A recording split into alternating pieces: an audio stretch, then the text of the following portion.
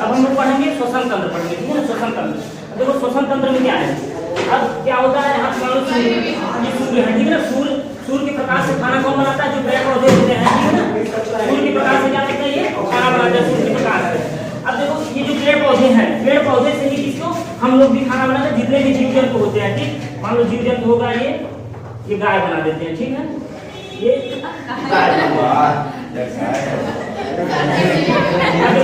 पहले सीखो, पहले इधर सुनो, पहले बस समझ लो। अब हो गया, ठीक। ये हो गया, ये आदमी हो गया कोई, ठीक। अब चलो गाय हो गया। अब देखो यहाँ से सूर्य से हमें क्या है, देखो सूर्य से हमें खाना कौन बनाया, ये पेड़ पौधे, जो भी गेहूं चावल और भी पेड़ पौधे जो भी है सब सूर्य के प्रकाश से बनाया। ये प्रकाश से जो है, प्रकाश से इसको किसमें रासायनिक ऊर्जा में परिवर्तित कर दिया। प्रकाश ऊर्जा से रासायनिक ऊर्जा में कौन किया, ये पेड़ पौधे हैं। अब पेड़ पौधों को, कोई पेड़ पौधे से जो भी चीजें होती है क्या करता है, मनुष्य खाता है, फूड, ठीक है ना। फूड खाना, कोई भी खाना खाता है। अब देखो हम खाना खा लिए, ठीक है ना, उसी से हमें क्या होता है, एनर्जी नहीं मिल जाती है। जब तक हमारे खाना में ऑक्सीजन नहीं मिलेगा, हमको क्या होगा, एनर्जी नहीं मिलेगी, ठीक है ना। जब हम उसमें ऑक्सीजन हमारे खाने में, देखो अब इसमें से क्या, पेड़ पौधों से प्रोटीन, विटामिन, मसाला, सब चीजें जिससे हमें पेड़ पौधों से मिल जाएंगी, ठीक है ना।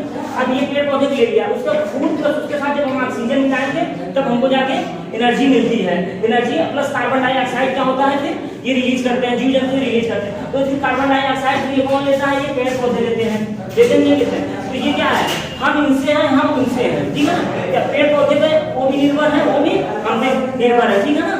एक है ना, तो कौन सा है कि किसी पत्थर की मूरत है, कोई पत्थर की मूरत है, लोग हमें देख दुनिया भी खूबसूरत है, जमाना अपना समझे पर मुझे अपनी खबर ये है, तुझे मेरी जरूरत है, मुझे तेरी जरूरत है। तो क्या इसको इसकी जरूरत है और इसको क्या है, इसकी जरूरत है, ठीक।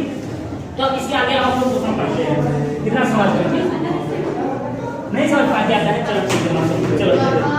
अब देखो, अब हम श्वसन में देखो तरीके क्या है श्वसन के, जो अच्छा देखो ब्रीदिंग, हम ब्रीदिंग कहाँ से लेते हैं, सांस कहाँ से लेते हैं, सांस कहाँ से लेते हैं, दांत से कौन लेते हैं,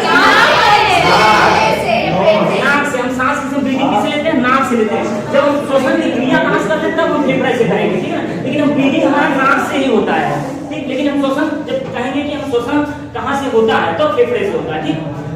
अब देखो सब जगह हर जैसे जीव जंतु होते हैं, कई प्रकार के होते हैं, सबका श्वसन क्या होता है, अलग अलग होता है। जैसे देखो तुम्हारा मछली होती है, मछली किससे श्वसन लेती है, से गिल्स होता है, ठीक है, गिल्स होता है। मेढक क्या होता है, मेढक तीनों तरीके से लेता है। वो किससे, फेफड़े से लेता है। जब जमीन पर होता है तो फेफड़े से लेता है, पानी में होता है तो गिल्स से लेता है। लेकिन जब उसका बच्चा नहीं, उसके बाद उसमें जब उसका बच्चा होता है, टेडोपोल जिसे कहते हैं ना, टेडोपोल, वो बच्चा वो गिल्स से लेता है। लेकिन जब पानी के अंदर रहता है तो त्वचा से लेता है, तीनों होता है, ठीक है ना।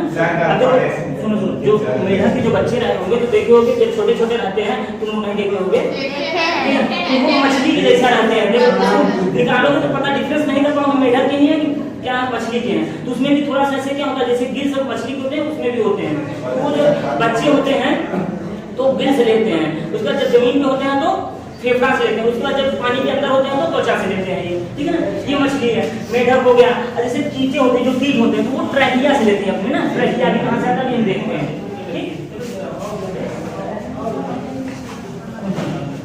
अब देखो हम लोग मनुष्य व्यक्ति के, अब देखिए कितनी विधियां हैं, 2 विधियां होती हैं। पहला होता है नी श्वसन, ठीक है, नी श्वसन, और दूसरा होता है नी श्वसन, ठीक है ना, नी श्वसन। बस इसको ऐसे देखिए, नी श्वसन, नी श्वसन इंस्पायरेशन, इंस्पायरेशन, इनिफिकेशन होता है, ये क्या होता है, एक्सपायरेशन, मतलब ये बाहर निकालना, ये अंदर लेना, नी श्वसन, नी श्वसन, ठीक है। अब देखो नी श्वसन के समय हम कौन कौन से ऑक्सीजन, कौन कौन से हम गैसें लेते हैं। देखो हमारे ब्रह्मांड में सबसे ज्यादा कौन सी गैसें, नाइट्रोजन गैसें हैं। नाइट्रोजन गैसें 78% कितना हो गया, नाइट्रोजन को लेंगे, ठीक है। उसके बाद ऑक्सीजन कितना लेते हैं, कोई बताए, 21% लेते हैं। उसके बाद कार्बन डाइऑक्साइड 0.03% या 4% का, कोई दिक्कत नहीं। ये हो गया नाइट्रोजन, ऑक्सीजन और कार्बन डाइऑक्साइड, ठीक है। उसके बाद नहीं सोचा, अब हम बाहर क्या निकालेंगे, देखो इधर बाहर नाइट्रोजन क्या है, देखो नाइट्रोजन हम जितना लिए उतना बाहर निकाल लेंगे, ठीक है ना। 78% नाइट्रोजन निकाल लेते हैं। अब ऑक्सीजन को कितना निकालेंगे, 17% ऑक्सीजन को निकालेंगे, ठीक है।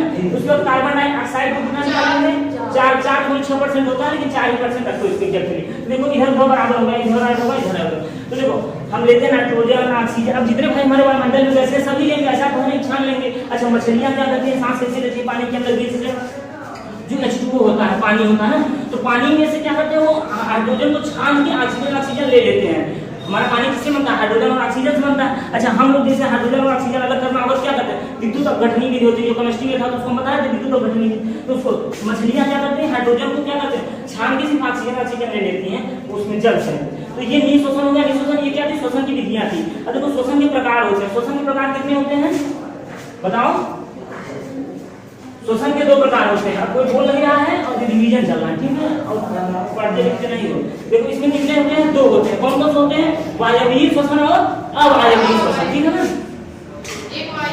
वायवीय, ठीक है ना, वायवीय शोषण और एक होता है अवायवीय शोषण, अवायवीय शोषण, ठीक है। अब देखो वायवीय, अब इसके नाम से ही पता चल रहा है वायवीय शोषण, इसके नाम से पता चल रहा है ये क्या है, ये वायु की उपस्थिति में होता है और ये अवायवीय जिसमें वायु की उपस्थिति में होता है। अब तो मुझे सोचे कि यार जंतु तो सभी जितने जीव जंतु बिना ऑक्सीजन के तो रहते ही नहीं है, तो ये कैसे ये वायु की उपस्थिति में हो जाएगा, वायु उसके होते हैं कैसे हो जाएगा, ठीक। अच्छा इसको इंग्लिश में क्या कहते हैं, एनारोबिक भी कहते हैं, एनारोबिक रिस्पायरेशन, एनारोबिक।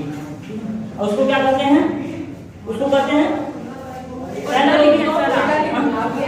हाँ ये एरोबिक होगा, एनारोबिक जानने की समस्या को ऐसे देखो, वायवीय शोषण और अवायवीय शोषण, ठीक। अब देखो ये क्या होता है, ये ऑक्सीजन की उपस्थिति में होता है, जैसे ग्लूकोज हो गया, ठीक है, ग्लूकोज हो गया C6H12O6, ठीक, ये हो गया। ये क्या करता है, किसके साथ क्रिया करेगा, ऑक्सीजन के साथ क्या करता है, ये क्रिया करता है, ऑक्सीजन के साथ क्रिया करता है। फिर बाहर हमको क्या देता है, ये एनर्जी देती है, क्या देता है, एनर्जी।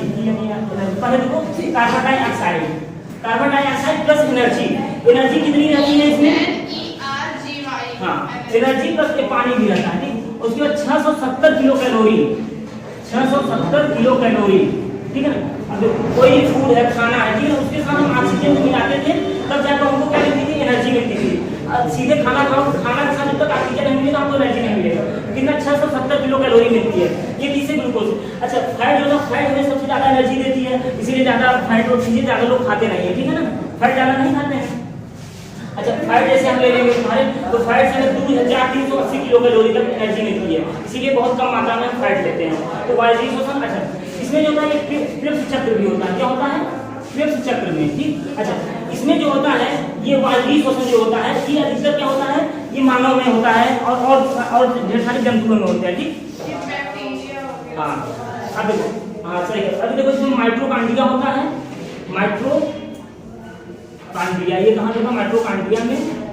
और क्या होता है, ये साइटोप्लाज्म होता है, माइटोकॉन्ड्रिया और साइटोप्लाज्म, साइटोप्लाज्म में। और जो अवायवीय शोषण होता है ये किसमें होता है, इसे तो साइटोप्लाज्म में होता है, किसमें, साइटोप्लाज्म में, साइटोप्लाज्म में होते हैं। यही क्लास चलेगी क्या तुम लोगों की। अच्छा चलो इसके बाद तो हम